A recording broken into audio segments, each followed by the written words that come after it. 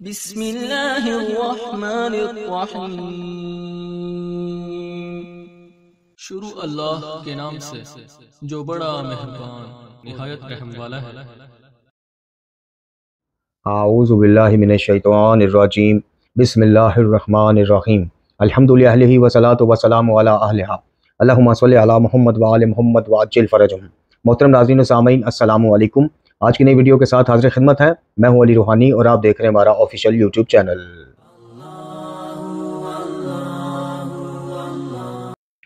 इन्ना लिल्लाहि व इन्ना इलैहि राजिऊन।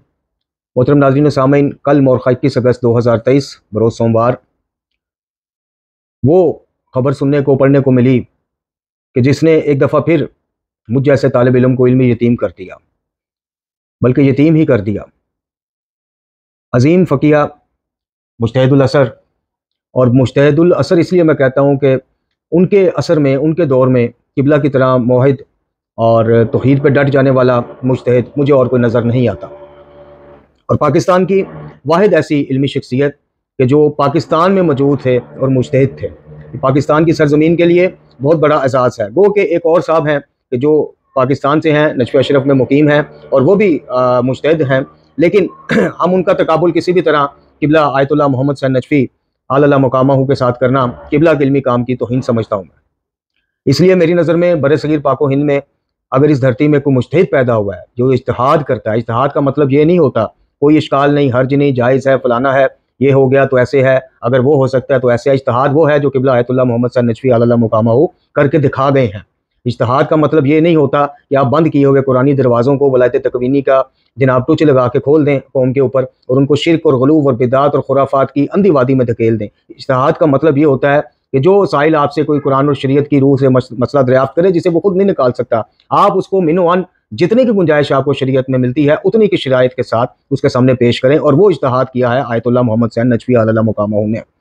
उनकी वफ़ात हज़रत हयात की खबर ज़ाहिर है मुझ जैसे तालिब इल्म के जो किबला के साथ, किबला के इल्म से हमेशा इस्तिफ़ादा करते रहे, किबला की किताबें पढ़ के सबक देना, दर्स देना से ही अल्लाह ताला बाइस इज़्ज़त बना देता है। और ये बंदा हकीर के साथ भी हुआ और कई और दूसरे मुबल्लिगीन के साथ भी हुआ। आज की वीडियो में हम मुख्तसरन तौर पे ताज़ियत पेश करते हैं इमाम ज़मा अल्लाह ताला फ़र्ज शरीफ, तमाम आलिम इस्लाम और बिलखसूस किबला के अहल याल और मोमिनीन और मोमिनात की खिदमत में कि जैसे कि इमाम सादिक़ अलैहिस्सलाम और दीगर मासूमीन से एक रवायत मंसूब है कि एक आलिम की मौत एक आलम की मौत होती है। और फिर एक जगह रवायत में मिलता है कि एक बाअमल आलिम की मौत से ऐसा खला पैदा होता है कि जिसका दोबारा भरना नामुमकिन हो जाता है। फिर एक तीसरी रवायत में कहा जाता है कि जितना शयातीन एक आलम बाअमल और हक गो आलम और मौहिद आलम की वफ़ात से खुश होते हैं, खुशियाँ मनाते हैं, जश्न मनाते हैं, इतना उनको खुशी का मौका दोबारा कहीं मुयस्सर नहीं आता। यही वजह है कि सोशल मीडिया पे, फेसबुक पे और इधर उधर आप देख रहे हैं कि शयातीन और उनकी नाजायज़ औलादें किबला की वफ़ात के ऊपर किस तरह से खुशियाँ मना रही हैं और किस तरह से टोंटे लगा रही हैं। तो बहरहाल ये तो तयशुदा अमर है, इसमें बुरा मनाने वाली बात कोई नहीं। ये एक ऐसा अमर है कि जिससे आपको और मुझे पहचान होती है कि इंसानी रूप में शैतानी चेले कौन हैं जी।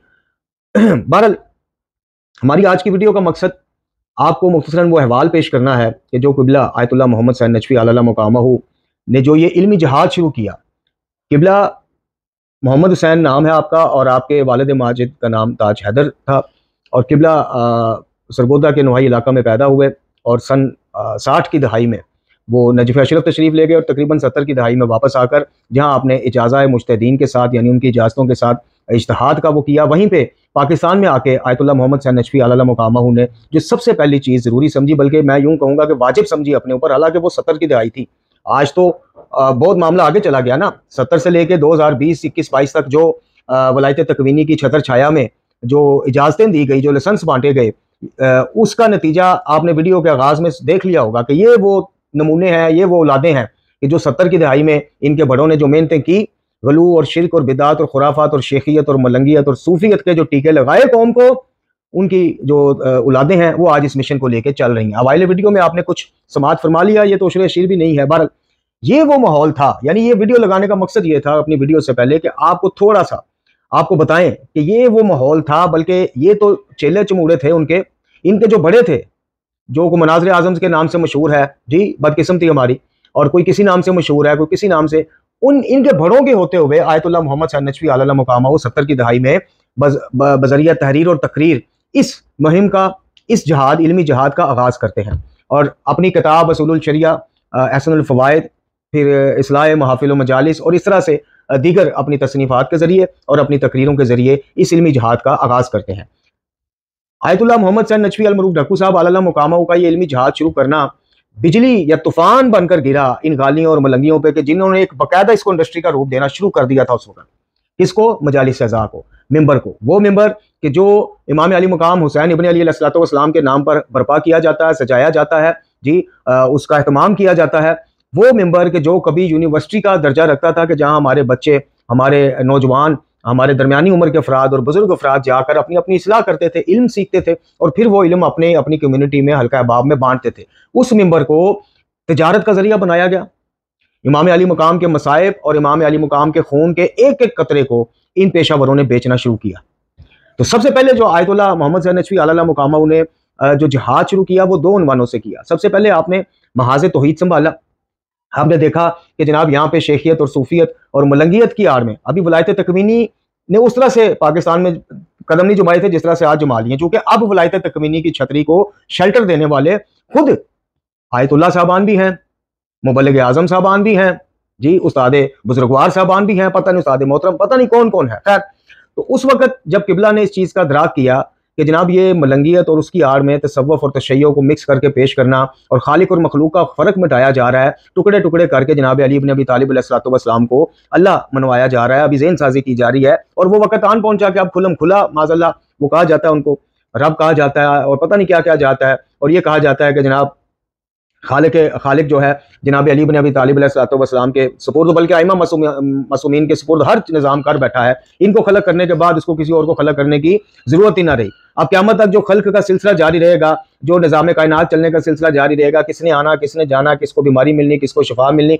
ये सब जनाब इमाम वक्त देते हैं, काम अमूर अंजाम देते हैं। अल्लाह ताला माज़अल्लाह अब इन चीज़ों से जनाब यूं कह लीजिए माज़अल्लाह ये रिटायर होकर साइड पर हो गया और ये जनाब इनको खलक किया, अब ये निज़ाम सारा इनके हाथ में। तो इस नज़रिए की मिंबर से उस दौर में जो तरवीज और तबलीग थी वो अरूज पर थी। अब ऐसे माहौल में किबला तशरीफ़ लाते हैं पाकिस्तान, जैसे मैंने बताया, आके तहरीरन और तकरीरन अपना ये इल्मी जहाद शुरू करते हैं।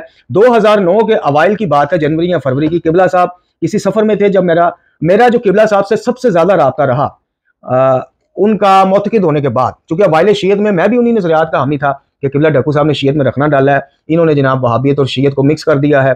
और जो जिस तरह बरादरान अहले सुन्नत में एक तौहीद के नाम पर अहले हदीस अलग ग्रोह बन गया है, इस तरह शीयत में ढक्कू साहब ने इब्तिदा कर दी है कि जनाब तौहीद के नाम पर एक अलग ग्रोह बनाने की। तो ये नज़रियात थे, खैर चूँकि उस वक्त तक ना पढ़ा था तो ना ही सुना था। लेकिन जब वो हमारे सफ़र रूहानी में आपको चीज़ें मिल जाएंगी, जब अल्हम्दुलिल्लाह अल्लाह ताला ने हिदायत दी और जब ये दराक हुआ कि जनाब एक मलंग हुआ हूँ, एक मलंगी किस्म का जो है बेअमल सा बंदा मैं बना हूँ, मैं सुन्नी बरेलवी से शिया असना अशरी नहीं हुआ, तो फिर इस प्रोसेस में जो सबसे ज़्यादा मैंने बताया कि जो जिस शख्सियत का दस्तक शफ़क़त रहा, अब लोग ये समझते हैं जी मदरसे में उनके नहीं पढ़े, जी उनके हजूर हाजिर होकर क्लासें नहीं ली तो आप किस तरह से अपने आप को शागिर्द कहते हैं। आयतुल्लाह मोहम्मद हुसैन नचवी आला मुकामा के साथ मेरी इधर मॉडल टाउन में वो ए ब्लॉक में मजालिस पढ़ने आते थे, जामिया में आते थे। फिर मलक अरशद रवान मरहूम हमारे बड़े करीबी और मेरे से एज से ज़्यादा थे, लेकिन वो भी कन्वर्टेड शिया थे, सरगोदा के रिहायशी थे। तो मेरी उनकी दोस्ती थी, मतलब उनकी औलाद मुझे कहती थी अपने वालिद को, अरशद रवान मरहूम साहब को, कि जी आपकी सहेली तशरीफ़ लाई है। यानी मेरा उनका एज का इतना डिफरेंस था, लेकिन इल्मी हमारी इतनी वो थी कि बिल्कुल एक दोस्तों सहेलियों और जो भी आप कह लें वो वाला मामला था। तो उनके साथ भी सवालो जवाब का किबला से बड़ा वो मिला।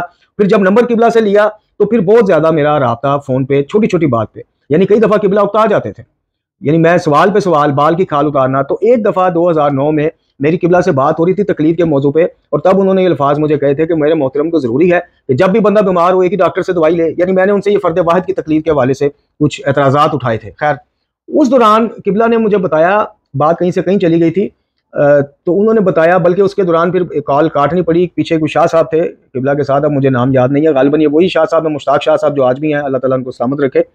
उन्होंने किबला को बताया कि आपने जनाब काफ़ी देर से सफ़र है, पानी भी पिया है, तो आप कहीं जाके तो जनाब अपना जो है ना यूरिन पास करें ताकि जो है ना मसला ना बने। खैर तो वो कॉल फिर इस वजह से कट हो गई कि मैं जब पाकिस्तान आया हूँ और मौजूदा हालात देखे हैं, यानी मैं खुलासा बता रहा हूँ किबला की बात का, तो किबला ने यह कहा कि हम 6 से 7 ऐसे उलमा थे कि जिन्होंने हलफ लिया, जिन्होंने तहैया किया कि हम जनाब इन बिदात और खुराफात का रास्ता रोकेंगे और अपने तय जितनी रब कायनात ने हमें इस्तिताअत दी है हम जनाब पूरी जान लगाएंगे। और उन 6-7 में से जो सबसे नुमाया थे वो किबला नशवी साहब, ढक्कू साहब थे। बाकियों के 2 से 3 के नाम किबला ने लिए, लेकिन वो मैं किसी वजह से नहीं ले सकता, क्योंकि किबला ने उस वक्त भी जो है मुझे इस बाबत बताया था कि आप जो है इस बात को ओपनली या कहीं महफिल में मेरा नाम तो आप 100 दफ़ा लें लेकिन बाकियों का खैर ना लें। उनमें से अक्सरियत वो भी इस दुनिया से जा चुके हैं। तो किबला बताते हैं कि जब ये मिशन हमारा शुरू हुआ, मिशन तौहीद कह लें, जनाब बिदात और खुराफात के खिलाफ इल्मी जहाद कह लें, तो आहिस्ता आहिस्ता मेरे जो साथी थे, मैंने देखा कि जब हमने ये इल्मी सफ़र शुरू किया है, तो जब मैं थोड़ा सा या ज़्यादा आगे चला गया तो मुड़ के देखा तो मेरे कई साथी तो वहीं खड़े और कई साथी जो हैं वो वहाँ उस तरफ चले गए। यानी कईयों ने सफ़र मेरे साथ जिन्होंने शुरू किया कहीं वहीं खड़े रह गए और कई जनाब उल्टे पाँव वापस चले गए। वजह क्या थी? वजूहात 2 थी। एक, ये सारे मलंगियों और शेखियों का जनाब ज़ाती हमलों से लेके फिजिकल हमलों तक एहतमाम करना, पीछे पड़ जाना। चूंकि किबला ने सबसे पहले पाकिस्तान में लफ्ज़ ताजरान खून हुसैन ये इंट्रोड्यूस करवाया कि जो मजालिस के पैसे तय करे, जो बारगेनिंग करे, जो गमे हुसैन पढ़ के सुनाने की फीसें तय करे, वो मुबल्लिग नहीं, वो खतीब नहीं, वो अलामा नहीं, वो फहामा नहीं, वो ताजर है। और किस चीज़ का ताजर है? खून हुसैन का ताजर। तो जनाब ये तो उनकी तन बदन में आग लग गई, क्योंकि चोर की दाढ़ी के तिनके के मुतरादिफ हर बंदा इस क्राइटेरिया में आ गया। कौन था जो पैसे तय नहीं करता था? या आज बताइए गिनती पे बंदे वो बताइए कि जो पैसे तय किए बगैर आपके घरों में इमाम बारगाहों में आ जाते हैं। खैर, जब ताजरान खून हुसैन का तहरीरन भी किबला ने वो कर दिया और उधर भी कर दिया, तहरीर में भी तकरीर में भी, तो इन्होंने जनाब पूरा एक मनसूबा बनाया। अब इल्मी तौर पर किबला ढक्कू साहब का जो काफिला है, जो 1 मैन आर्मी जो किबला खुद चले, और इसमें थोड़ा सा इस चीज को किसने इनको सपोर्ट किया वो मैं आगे आपको बताता हूँ। तो वो जो स्पीड से चले तो इल्मी तौर पे उसका रास्ता रोकना किबला आयतुल्लाह मोहम्मद सैयद नचवी ढक्कू साहब का या उसके आगे बन बांधना इन शेखियों सूफियों के बस की बात ना थी। इन्होंने जनाब फिर थिंक टैंक पर बैठाया अपना, जिसमें उस वक्त के एक मुबल्लिग आजम साहब भी और दूसरे तीसरे और काफी जो हैं शेखी नजरियात के हामिल, जिन्होंने कतर, दुबई, कुवैत, पता नहीं कहाँ से जो शेख अहमद रसाई के चाहने वाले थे, उनसे पूरे जनाब यहाँ पे चंदे और वो लेके पूरे सेटअप बनाए। उन्होंने ये सोचा कि जनाब इस तरह नहीं, दलाइल की दुनिया में, इल्मी दुनिया में इस बंदे का रास्ता रोकना मुश्किल ही नहीं, नामुमकिन भी है।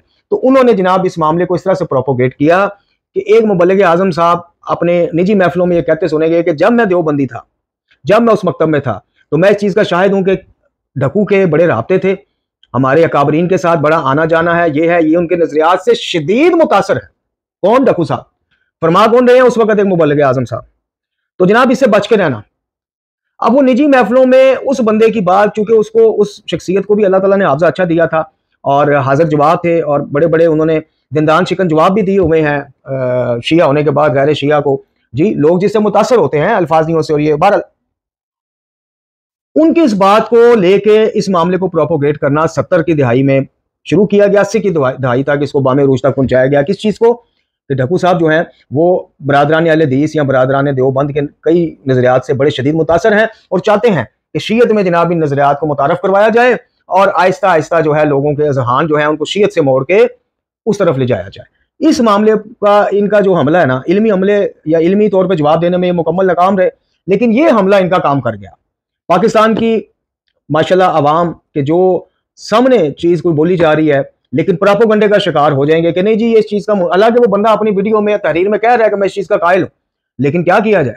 तो पाकिस्तानी जो शिया है माशाल्लाह, वो चूंकि अक्सरियत जो है उनकी ज़हन साजी हुई थी कि अहले बैत अलैहिस्सलाम को मानने के बाद भी नमाजें पढ़नी है, रोज़े रखने हैं, हज और उमरा पे जाना है, जी अमाले सालिया करने हैं, कुरान मजीद फुरकान हमीद से जनाब चोली दामन का साथ रखना है, तो फिर इनको मानने का फ़ायदा क्या हुआ? आगे से नारा हैदरी, यानी ये एक भेजी गई। फिर बताया गया कि जनाब आप बताइए कि जनाब जब अली का जिक्र इबादत है और अल्लाह ताला कुरान में कहता है कि मैंने जिन्नों और इंसानों को पैदा ही अपनी इबादत के लिए किया है, तो इबादत तो फिर जब पैदा इबादत के लिए किया है तो इबादत तो जनाब 24 घंटे 24/7 जारी रहनी चाहिए। अब बताइए, हाजी साहिब इस्तिताअत पर वाजिब है, नमाज़ पंजगाना मुकर्रर औकात पर वाजिब है, तो हर वक्त की इबादत क्या रह जाती है? तो नतीजा निकालते हैं जनाब खतीब साहब, मुबल्लिग आजम साहब, जाकिर साहब कि जनाब वो वाहिद इबादत फिर जिक्र वाली इबादत रह जाती है, अली का जिक्र इबादत है। तो इसलिए बदबख्तो, यानी अल्फाज कहे गए, ये बदबख्तों के अल्फाज मैंने एक ऑडियो में सुने, उस वक्त टेप रिकॉर्डर होते थे, ये खैर सिस्टम नहीं था, कि बदबख्तो फिर अली के जिक्र के मुकाबिल कौन सी नमाज लेके आते हो, तो कौन सी किरात लेके आते हो, तो कौन से रोजे लेके आते, आगे से उछल उछल के दाद। तो अब ज़हन साजी ये हुई थी, यानी तो फिर वहां पे एक बंदा आके कह देता है कि जनाब मांगना अल्लाह से, वास्ता इनका पेश करना है। तो फिर आप बताइए कि वो तो अहले हदीस या देवबंद या कोई क्या लगना, वो तो उनसे भी आगे लगना था, तन बदन में आग लगनी थी। एक बंदा जनाब जंतरियों के मुकाबिल सहीफा सजादिया को कौम में मुतारफ कराए, एक बंदा जनाब खुतबाते वो क्या कहते हैं उसको, खुतबा बयानिया और इस तरह की चीजों के मुकाबिल नहजुल बलागा के साबित शुदा और तौहीदी खुतबे मुतारफ कराए। तो फिर अब ये दो चीजें थी, यहाँ तो ये इनकार करते कि हम नहजुल इसरार नामी गालियों की घड़ी किताब को मानते हैं, नहजुल बलागा को नहीं मानते। अब उसमें बड़े बड़े मामा पोश नंगे हो जाने थे, बेनकाब हो जाने थे, ये भी इनसे ना बन पाया। सहीफा सजादिया से हाथ उठा लें, ये भी ना बन पाया, क्योंकि हाथ उठाएंगे तो अक्सरियत को मालूम पड़ जाएगा कि वाकई ये तो शियों के नाम पे नुसैरी और गाली घुसे हुए हैं। तो अब इन्होंने क्या किया, इन्होंने जनाब जो ज़ईफ रवायात का सहारा लिया और वो उसके भी तर्जुमों में डंडी मार मार के, जिस तरह मालियुल सब्तैन नामी किताब से जंजीर जनी इन्होंने साबित कर दी। यानी उस रवायत में इमाम फरमा रहे हैं, उन आंखों का जिक्र कर रहे हैं, उन पलकों का जिक्र कर रहे हैं कि जो गमे हुसैन में जख्मी हो गई, यानी इतना गिरिया किया, उसका तर्जुमा करने वाले ने जंजीर जनी तर्जुमा कर दिया। खैर ये अलग मौजूद है बहस। तो इस तरह से जाती हमले, फिजिकल हमले, रास्ते रोकने, धमकियां और जनाब मजालिस खराब करने, ये काम चल पड़ा। चूंकि इल्मी तौर पे ये सब मायूस हो गए, नाकाम हो गए और इनको पता चल गया कि ढक्कू का इल्मी रास्ता रोकना नामुमकिन सी बात है। उसमें जो प्रोपेगेंडा सबसे ज्यादा अवाम में तेजी से फैला, जिस तरह जहर तेजी से फैलता है, वो ये था कि जनाब ढक्कू जो है वो वहाबियों के एजेंट है। ढक्कू साहब जो है जनाब वो मुनकर वलायत अली हैं। वो ढक्कू साहब के जो तजलियात सदाकत में जिस तरह मजहब शिया को डिफेंड करते हैं, आज तक ये जो मलंगी जरसूमे हैं ये या इनके भड़े आज तक उस लहज पे, उस लेवल पे नहीं पहुंच सके। तंजीलुल इमामिया किताब वो भी डिफेंड में लिखी गई, जवाब में लिखी गई, दफाए शियत में लिखी गई, वो पढ़ लें आप। और वो ढक्कू साहब के जो जनाब अपनी किताब एहसानुल फवाइद में वलायत के हवाले से क्या लिखते हैं, इस्बातुल इमामत में वलायत अली के हवाले से क्या लिखते हैं, और वो के जो कहते हैं कि जनाब मेरी नजर में बाद नबी अकरम सल्लल्लाहु अलैहि वसल्लम अवलीन और आखरीन में मौला कायनात से अफजल कोई भी नहीं है, यानी अंबिया से भी वो। तो उसके उस ढक्कू साहब के हवाले से कहा जा रहा है कि मुनकर वलायत अली है। अब इसके पीछे क्या मामला है, इसके पीछे यह है कि ढक्कू साहब तशद्दुद में अली वलील्लाह को बिदअत समझते हैं, हराम समझते हैं कि जो काम आइमा मसूमी ने नहीं किया वो हम क्यों करें। ढक्कू साहब अजान में जनाब अली वलील्लाह की जो गवाही है इसके हवाले से कहते हैं कि जनाब ये तो आले बोया ने बहुत बाद में इसको खैर को किया, और ये फातिमी खिलाफत जब क़याम हुई है तो बनी अब्बास से एक बदला लेने के लिए जो है। खैर इन चीज़ों को बजाय समझने के या तारीखी दलाइल देखने के या अवाम को ये बताने से कि जनाब ये इस शीयत के थम नहीं है, शीयत के मुसलमान नहीं है, इन्होंने प्रोपोगेट करना शुरू कर दिया। और असल कहानी जाके कहाँ खराब होती है कि ढक्कू साहब को इस तन्हाई का और इसका वो क्यों सामना करना पड़ा कि ढक्कू साहब के दौर से लेके, यानी जब वो पीक पर थे, आज भी कुछ नाम उनमें से मौजूद हैं जो नजर आपको ढक्कू साहब के दाएं बाएं आएंगे, तस्वीरों में, वीडियोस में, कॉन्फ्रेंसों में, जलसों में, फलाने में, हर चीज में, लेकिन इनके मुंह पर ताले लगते हैं। अब ताले लगने की वजह क्या थी? पाकिस्तान में उस दौर में वलायत तकवीनी की जनाब जो फकी है वो जरा जाकरीन से उठ के जरा हाई लेवल पे चली गई, यानी मैन्युफैक्चर्ड बाय आयतुल्लाह साहबान हो गई, ताकि लोगों का एतमाद बने कि नहीं यार एक मुजतहिद ने कहा है कि जायज़ है, एक मुजतहिद ने कहा है कि इनको तसरुफात का हक है कायनात में, तो फिर ये जाकर की हम बात ना भी माने तो ये बुजुर्ग बाबा जी हैं, ये मुजतहिद साहब हैं, ये फलाने हैं। उन दिनों जनाब ये फिर वलायत तकवीनी और इसको एक यानी मलंगियत और सूफियत को रिफाइन करके इस शक्ल में पेश किया जाने लगा मेंबरों से। ढक्कू साहब पे फिर वाजिब हो गया। ढक्कू साहब ने जनाब इस्लाहुल रसूम के शक्ल में जो एक रसूमाती शीयत है इस पर ज़रबेकारी लगाई, वो भी बर्दाश्त ना हुई। अब होना यह चाहिए थे कि जहां ढक्कू साहब के ऊपर जाती हमले हो रहे थे, यानी हमने बैठकों में, इल्मी बैठकों में खुद ये मनाजर देखे अवाइल शीयत में कि अंदर ढक्कू साहब की दस्तबोसी की जा रही है, बाहर आके कहा जा रहा है कि यार वो ढक्कू साहब बैठे ने, सानू क्यों बुलाया? फिर किसने? बहुत मीटरों वाला मामा पहनने वाली एक शख्सियत ने, और इस तरह की और बड़ी शख्सियत आपको बताया दाएं बाएं नजर आएंगी आपको आज भी तस्वीरों में, गले मिलते जनाब, इधर से बोसा लेते, हर चीज लेते। लेकिन जब ढक्कू साहब को जरूरत थी इस इल्मी जहाज में, जो पीक, जो उनका टक्कर का मुकाबला हुआ 80 की दहाई में इन गालियों से, बदबख्तों से, उसके बाद ठीक है अल्लाह पाक ने ढक्कू साहब को मुखलसीन भी दिए, मुतक़ीदीन भी दिए और मुकल्लिदीन भी दिए, चाहने वाले पूरी दुनिया में दिए। ढक्कू साहब विजिट भी करते रहे, इसमें कोई शक नहीं कि अल्लाह ताला फिर ज़ाहिर है उसका भी एक निज़ाम है, वो आपके बाजू बना देता है आवाम को। तो ढक्कू साहब के चाहने वाले आज आपके सामने हैं माशाल्लाह। लेकिन जो उनको अपने साथी उलमाए कराम से, साहिबाने मामा से जो सपोर्ट चाहिए थी कि खुल के जनाब ढक्कू साहब का दफा किया जाता और ढक्कू साहब के नजरियात को, जो वहाबी नजरियात क्या के एक प्रोपोगंडा किया जा रहा था, उसका रद्द किया जाता, खुतबात जुमा में, मजालिसों में, मुहाफिलों में, अपने दरसो तदरीस के जो हैं उनमें बयान किया जाता और इनकी कुतब से इस्तेफादा करने के लिए जनाब इनकी कुतब का मेंबरों से तारफ कराया जाता। ऐसा ना हुआ, और ऐसा भी ना हुआ कि इस प्रोपोगंडे को लेकर चलने वालों से राव रस्म अलग कर लिए जाते। कोई कहता था कि जनाब मजालिस कहां से मिलेंगी, कोई कहता था कि जनाब डक्कू साहब का रद्द ना करें, उसको मुनकर वलायत अली बनाकर पेश ना करें, तो मजमा कहां से लेके आए? और ये सारे साहिबाने मामा ये देखते रहे और खामोश रहे। इस खामोशी को भी डक्कू साहब ने जिस इस्तकामत और सब्र से बर्दाश्त किया, कोई कतई ताल्लुक नहीं किया, इनके प्रोग्रामों में आते रहे और अपने प्रोग्रामों में इनको बुलाते रहे। आज भी वो शख्सियात, उनमें से बड़ी बड़ी नामवर शख्सियात मौजूद हैं, लेकिन इस्तकामत के साथ, हिकमत के साथ कि यार मैं एक मिशन लेके चला हूं और जो मेरे साथ थे ठीक है वो पीछे रह गए, वापस मुड़ गया। और इस कदर डक्कू साहब की जात मजलूम बन गई थी। मोहतरम नाज़रीन और सामीन, वीडियो की लेंथ लंबी हो रही है। हमारा मकसूद जो है डक्कू साहब की इल्मी सीरीज इंशाल्लाह हम लेके आएंगे, उसमें सारी चीजें आपको बताएंगे। अभी मुख्तसरन कुछ सवाल पेश करना था कि वापस चले गए या साथ नहीं चले वो तो छोड़ें, यानी सबसे जो निचला लेवल है कि जुबान से किसी को सपोर्ट कर देना कि यार ये बंदा बरादरान अहले हदीस नहीं है, उनका एजेंट नहीं है, वाबी एजेंट नहीं है, देवबंदी एजेंट नहीं है, ये नहीं है वो, बल्कि ये एजेंट है। इन साहिबाने मामा से इतना भी ना हुआ।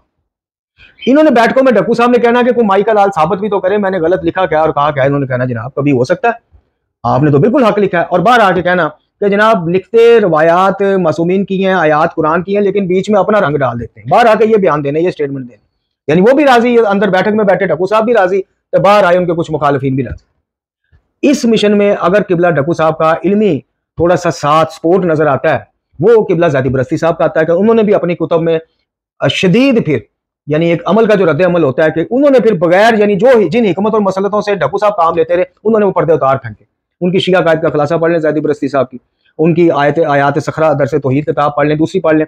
तो डक्कू यानी कहने का मकसद ये है कि लोगों को थोड़ा सा हुआ कि यार केला डक्कू साहब उस जाती नजरियात का प्रचार नहीं कर रहा, ये तो जनाब मकतब कुरान अहले बैत है, मकतब तौहीद है, इसमें तो है ये कुछ। तो फिर लोगों की अकलियत ही सही, लेकिन कुछ तादाद ने डक्कू साहब को पढ़ना और सुनना शुरू किया।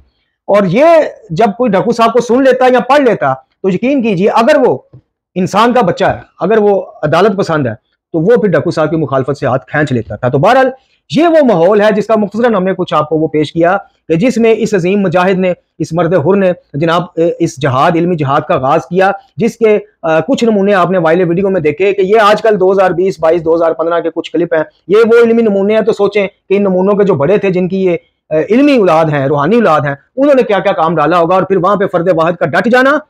और डक्कू साहब की सबसे बड़ी खूबी जो मुझे मुतासर करती है, इल्मी इख्तलाफात अपनी जगह होते हैं, कोई बात किसी अकाबर की समझ ना आए, जब तक समझ ना आए उससे इख्तलाफ रखना हर बंदे का हक है, इसमें वो कोई नहीं है। लेकिन जो चीज से सबसे ज्यादा मैं इंस्पायर हुआ हूं कि बंदा दुनिया से जा चुका, अल्लाह ताला उनकी दर्जात बुलंद करे, उस्ताद बुजुर्गवार की मग़फ़िरत फरमाए, लेकिन अपनी आखिरी सांस तक जो नजरियात तौहीद के हवाले से पेश किए, बिदात और खुराफात के खिलाफ पेश किए, उनमें से 1 इंच भी उन्होंने बैक स्टेप नहीं लिया, बैक फुट पे वो नहीं आए। ये सबसे ज्यादा नौजवानों को मुतासर करती है कि जब हक को समझ लो, दिल मुतमिन हो जाए, कुरान और अहले बैत की तालीमात तस्दीक कर दें, तो फिर डटे रहो, पे चाहे पूरा जमाना आपके मुखालिफ हो जाए। और इस मिसाल को पाकिस्तान में अगर किसी ने साबित किया है कि हक वाले तनहा भी हों तो लश्करों से कम नहीं, वो आयतुल्लाह मोहम्मद हुसैन नजफी आला मकामा हुआ है कि जिनके इल्मी काम और जिनके जलाए गए इल्मी चिराग को इंशाअल्लाह बगैर किसी मसलत के, जिनके हमारे किबला शिकार रहे कुछ दोस्तों की बेवफाइयों की वजह से, कुछ माहौल की वजह से, इंशाअल्लाह अल्लाह ताला ने जब तक सांस दी हुई है, किबला आयतुल्लाह मोहम्मद हुसैन नजफी डक्कू साहब के जो तौहीदी काम है और जो बिदात और खुराफात के खिलाफ उन्होंने दिए रोशन किए हैं, उसको हम सूफियत और मलंगियत की हवाओं का शिकार नहीं होने देंगे। और बगैर मसलत के और हिकमत के तौहीद बयान करने में ना किसी मसलत से काम लिया जाएगा और ना किसी खौफ का। इंशाअल्लाह उन दियों का हम आगे नस्लों तक मुंतकिल करते जाएंगे। वाखिर दुआना अनिल हम्दुलिल्लाहि रब्बिल आलमीन।